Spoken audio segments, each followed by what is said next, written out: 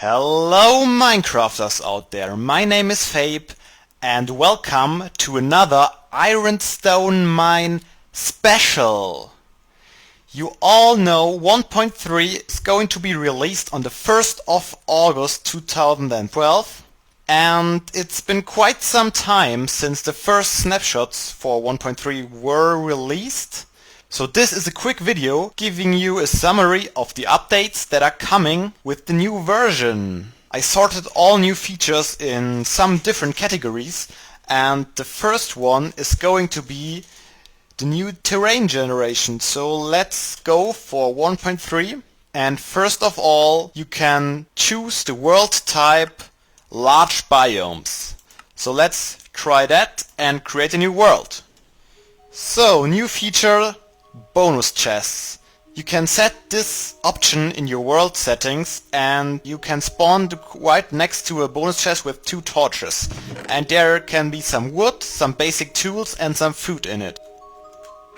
Now let's go on a fly and see how large these biomes really are. And you can get an idea of it when the world is rendering that these biomes are gigantic. Villages that spawned in deserts have now a unique desert design and they are made out of sandstone. Desert temples were added to the game, having traps in them and a natural occurrence of TNT.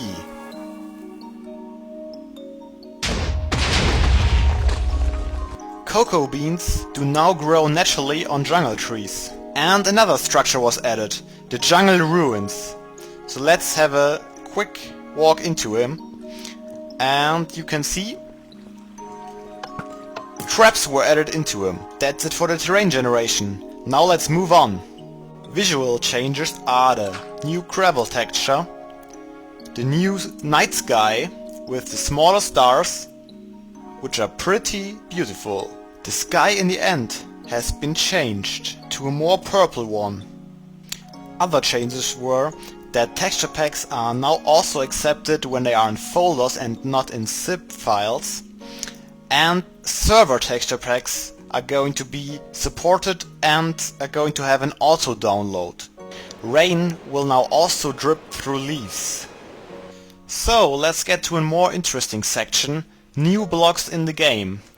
Finally, the different wooden half slabs were added to the game. And half slabs no longer act as stone, they will burn instead. But don't worry, all the old half slabs you have in your world will stay the pseudo stone half slabs forever, cause the new half slabs are going to have a new block ID. So technically new half slabs and old half slabs are different blocks. And important as well, the new stairs are implemented into the game. Finally. And now stairs have their correct hitboxes, so when you now got something like this, you can shoot through them. The same is true for the new sandstone stairs that are finally in the game. There are 2 more new blocks, emerald ore and the emerald block. I will explain to you what their use is. Important to mention is that emerald ores just get generated in an extreme hill biome. And that's the news for the blocks. Now let's head on to the category items.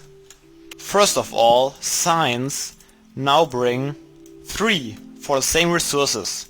And signs can now be stacked up to 16. The same is true for buckets. They can now be stacked up to 16.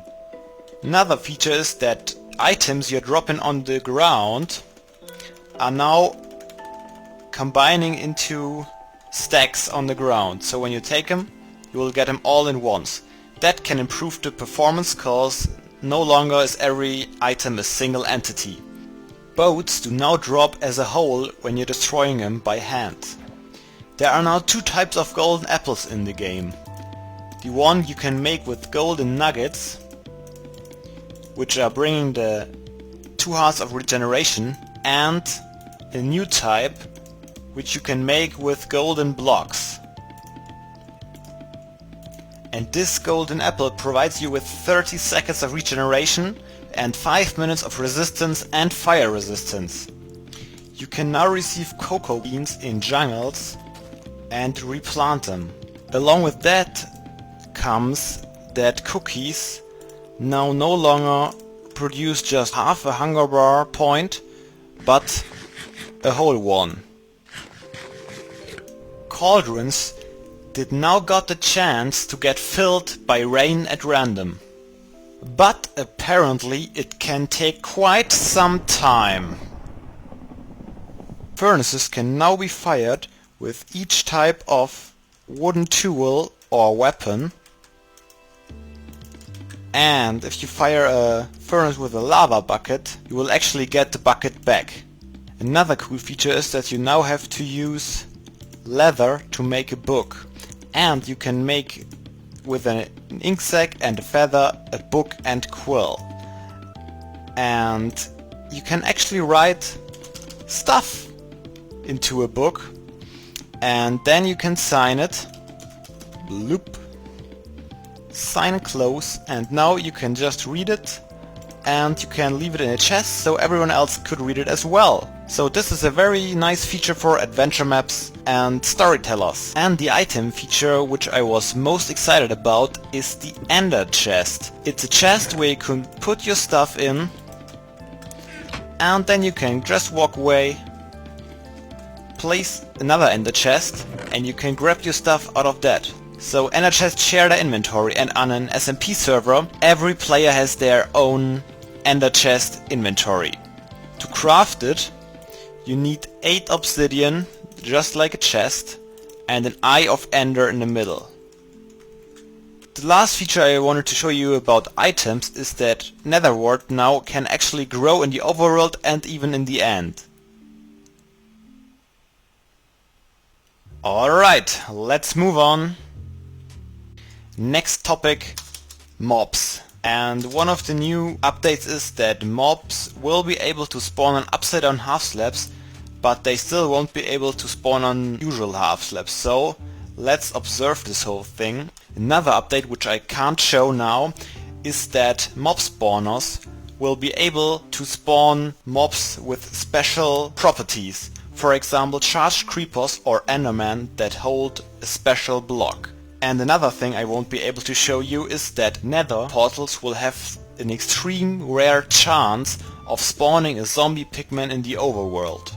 Alright, here we are, we got our spawns just on the upside down half slabs, as you can see. Silverfish who got poisoned will spawn other silverfish more quickly, as you can see. Oh yeah! Pigs used to drop 0, 1 or 2 pork chops. Now it is turned up to 1, 2 or 3. So you won't find any pig anymore which drops nothing for you, which is very nice, I think. The whole slime spawning has been reduced in the super flat world types. And another very nice feature is you can now just walk through herds of animals without interacting as much as earlier. That's pretty nice actually. And now let's quickly talk a bit about redstone in the new 1.3 update. First of all, pistons will need 2 ticks to expand, but will still retract instantly. Another thing you can do now is place a lever under a block and activate it like so. New things are the tripwires. You can hook them up to 40 blocks apart from each other to activate redstone or lamps. You just need the tripwire hook to place it down and place string on the ground in between, and voila. Also new is that you can place redstone torches, rails and pressure plates on upside down half slabs and upside down stairs. Wooden pressure plate detect arrows in the upper half of the block in the new update. If you want to see more of this, you can look in my self-resetting arrow detector tutorial. And last but not least, dispensers were buffed a lot. Now they can dispense water and suck it back in when you got a bucket in it. Same with lava. And they can now dispense boats onto water and minecarts onto rails. So, pretty nice new redstone features, I think. And now let's quickly talk about changes in the creative mode. We have a complete new inventory sorted by categories to get easier access to the items you want to use. And there's even a search function where you can search for items and they will show up. Also, end portal frames were added to the creative inventory, as well as silverfish eggs in form of different stone blocks. Potions are also new to the creative inventory. So is the snow block. Tools do now have infinite durability in creative. And if you destroy a minecart or a boat in creative, it will just need one hit from now on. Another nice feature is, now when you use the block pick button, you will get the appropriate spawn egg from the mob you were just clicking on. And if you want to spawn villagers now, they will get a profession by random. Alright mister, enough for the creative mode, let's head on to bigger things. Alright, now let's talk about some major changes concerning the gameplay in general. For example, it will now be possible to interact with villagers and trade with them. I can give them some wheat and I will get some emeralds for it. Emeralds is the new currency in Minecraft. You can buy things or you can sell things, of course, and you can get pretty much everything by random. When you trade it with one villager, he will grade up and he may have some new possibilities for trading. Oh dang it, that's definitely more bread than I need. When you are dealing with one villager the same thing several times, he may remove his deal. You can even get your tools enchanted by the villager. Silk touch, how nice is that? Alright, I got everything I wanted from you. Another major change is the enchantment system. The max level has been decreased from 50 to 30, so now to reach the max level an enchantment table just need 15 bookshelves around it. And another nice feature is that the highest level is always at the bottom. Besides that, it has become much easier to reach the max level, cause up to level 16 the levels are just linear and further on they are increasing more rapidly. So in total you need 825 experience to reach max level 30. Nice is also that you now can get experience from mining ores, but not iron, just the ores that are bringing items out and no blocks. And you can get experience as well from smelting stuff up in the furnace. You see? Very nice indeed, so it should be very simple to level up in the new snapshot.